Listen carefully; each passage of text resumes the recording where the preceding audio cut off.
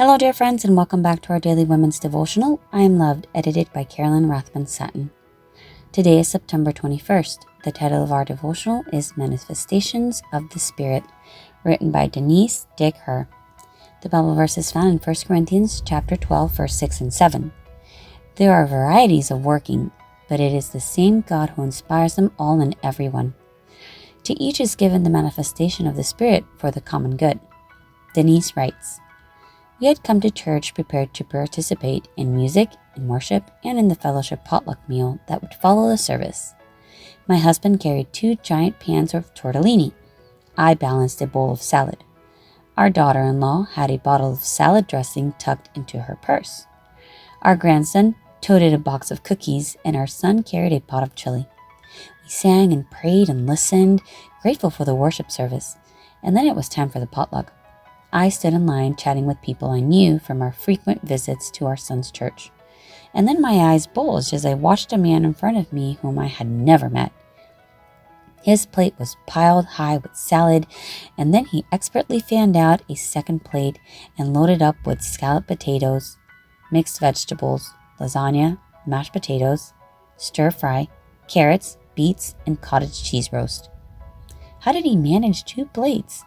Balanced successfully, and how would he eat it all? I looked over at my son. He smiled and nodded toward the man. I looked again. A third plate fanned out, and he filled it with baked beans and cornbread, with peas and tortellini, with spaghetti and rolls. I raised my eyebrows at my son, and he nodded knowingly.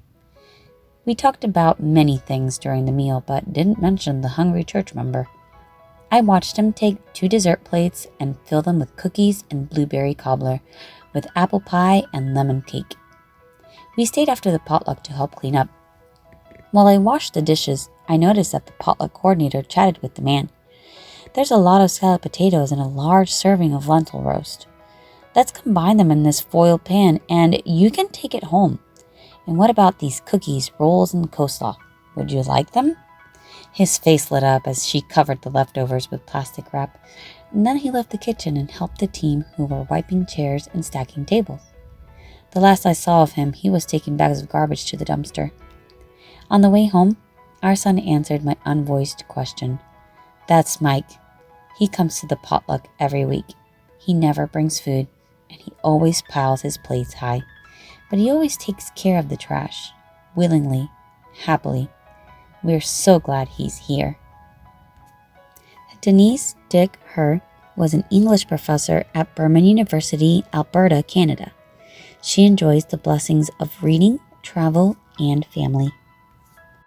Sometimes we're quick to judge someone without knowing their story, their life, their situation. This devotional actually spoke to me because sometimes we are quick to put our own biases on other people. The story doesn't go into detail about the specifics of this man, but it teaches us a lesson. It tells us not to judge a book by its cover.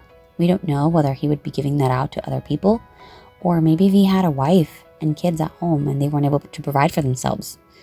The point is that we should be focusing on ourselves and our family and pray for those that are different than us, instead of coming to our own erroneous conclusions. We're all children of God. We all look different. We all sound different. We all act different. But He loves us all just the same. I hope that you remember that the next time you're at a potluck or you're at church and somebody may be acting a little out of normal or what you're used to. I hope you're blessed. You enjoyed today's devotional, and I will see you again tomorrow.